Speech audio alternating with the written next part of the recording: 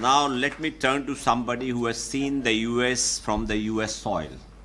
That is Ambassador Meera Shankar. Meera, 2 days back in the Times of India, Kanti Bajpayee had commented that the visit has reset, if not rebooted, India-US relations. But he doesn't rule out that the relations might go wrong again. Is the current positive phase in Indo-US relations irreversible? This question.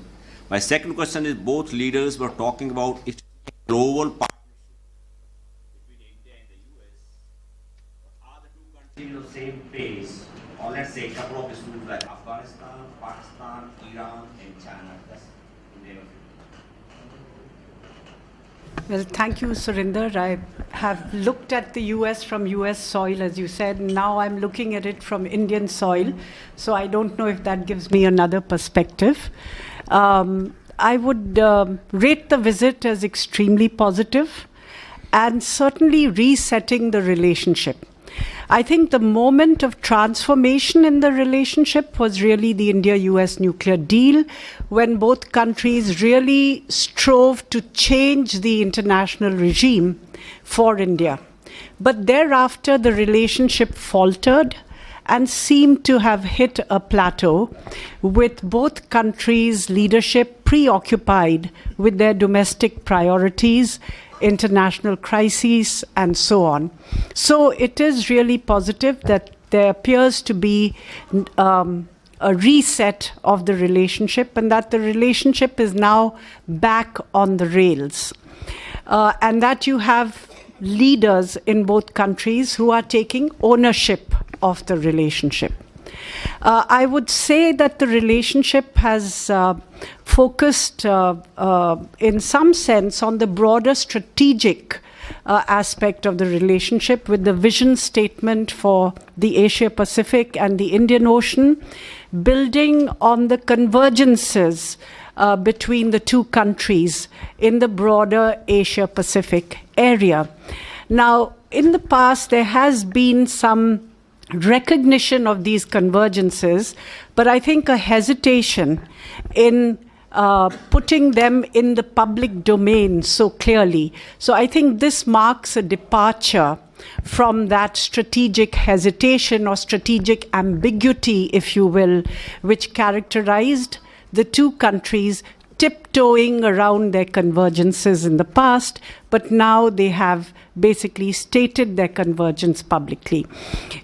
Secondly, on issues of defense, you have a new defense framework agreement which will be valid for 10 years, which looks at strengthening maritime security cooperation. And while Lieutenant General Rajinder Singh has mentioned that some of the technology collaboration is perhaps not at a very sophisticated level, I would say that it's a breakthrough, because till now we were really not concretizing any project for technology collaboration.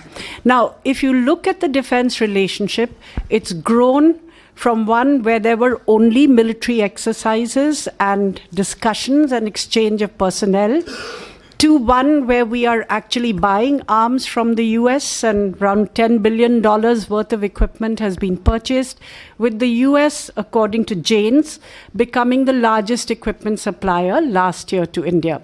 But this has been mainly in the area of transport aircraft and surveillance equipment, really not in strike or offensive equipment. And perhaps that's also been the choice of the Indian government, if I may say that, in some way, because a comfort level has to be established. Now, with the Defense Technology and Trade Initiative, the export control regime for India has been changed, and so now we are treated on par with the US's closest partners, that is one notch below an ally. When I went there, we were treated on par with Sudan, and so the regime for exporting to India was extremely complex.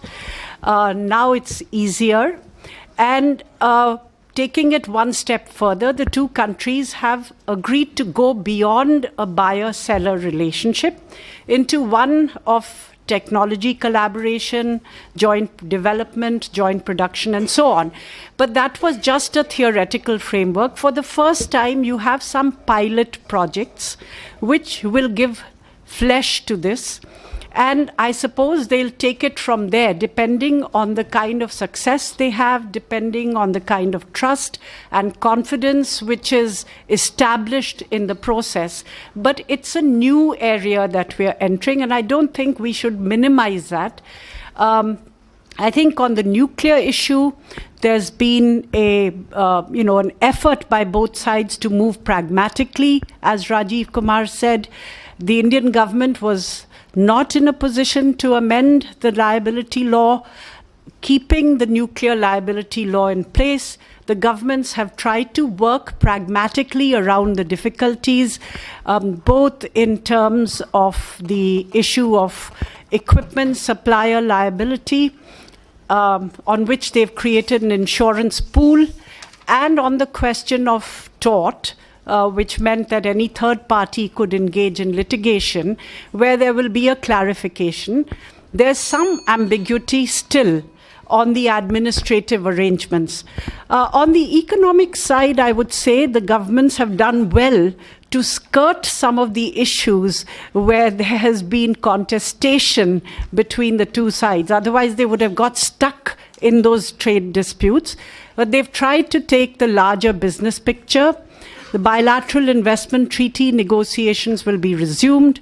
On a totalization agreement, which is in India's interest, not much progress, because all they've agreed to do is to discuss the elements which might enable discussions on a totalization treaty. So still one step removed from actually beginning discussions on a treaty.